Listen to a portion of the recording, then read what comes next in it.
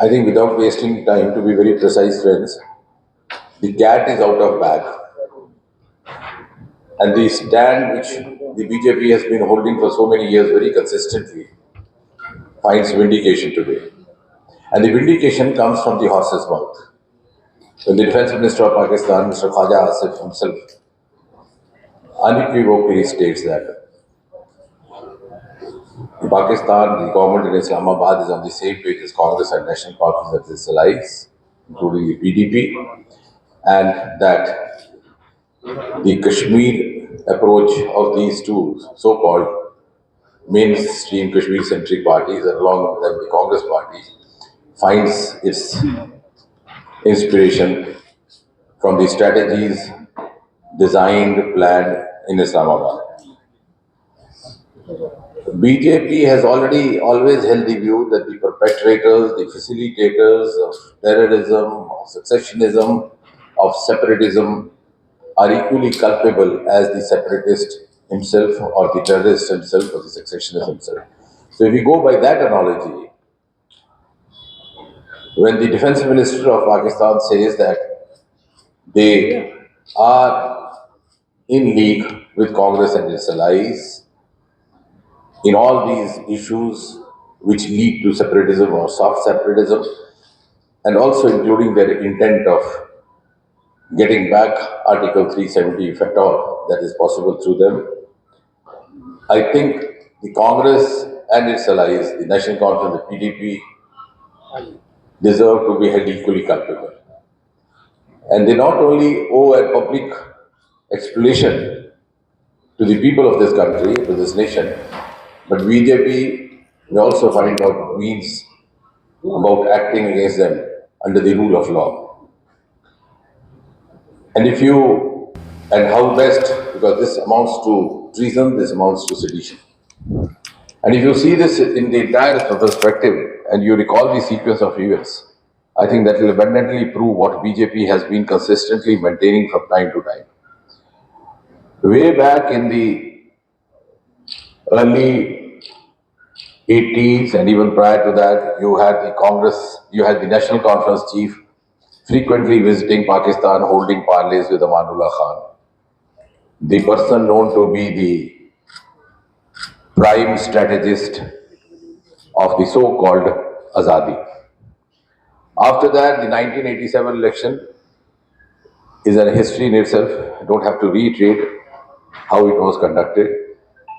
And when the things started getting out of control, the Congress president, the Congress chief minister, Dr. Farooq Abdullah is on record having told his cadre to go to Pakistan, and later on you found a long spell of terrorism, unrest in the Kashmir Valley.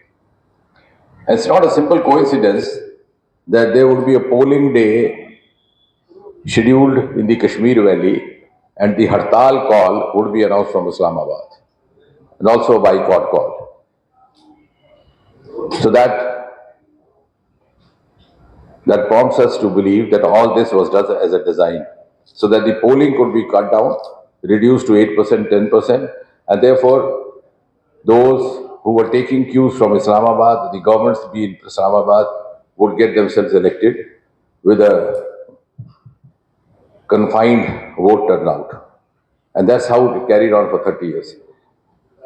And I have been on record even earlier saying that militancy had created a nexus, and these so-called Kashmir-centric political parties were part of that nexus because it helped them to sustain their rule in the valley in Jammu and Kashmir generation after generation. So it is polity, militancy, and the strategists in Islamabad who have been operating for decades together, and now they have come out over. But since it's also the election time, and I would, on behalf of BJP, say that we would not allow Jammu and Kashmir to be thrown back into the same harakiri from which Prime Minister Modi has pulled it out after a lot of effort, a lot of commitment, a lot of conviction. And after more than 3 decades, there's a sense of relief in the Kashmir Valley. The atmosphere is opened up. The democratic aspiration has found its resurgence. You see the kind of voter turnout which is happening. You see the kind of candidate number that is taking place. We have seen those times when the returning officer would reject all the nomination papers and just select one or accept one from the ruling party and declare the candidate uncontested.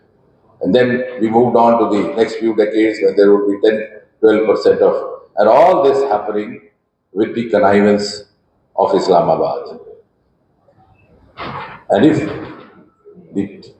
there's a turn of events now, I think it's the responsibility of BJP under Prime Minister Modi and also in the larger interest of the nation not to allow that to happen.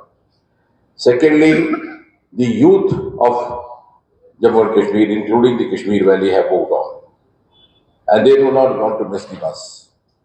They've seen how in the last 10 years Prime Minister Modi has unleashed umpteen number of opportunities and avenues for them.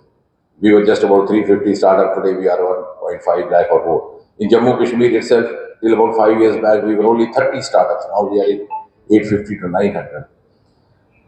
And the new avenues, the new resources which remain unexplored in Jammu and Kashmir are now finding a potential. 100 days that we observed just 2 days back, one of the important features of the third term of the Modi government, the first 100 days, was to earmark an amount of rupees 26,800 crore to create industrial nodes which would indirectly or directly generate job opportunities for as many as 40 lakh youth.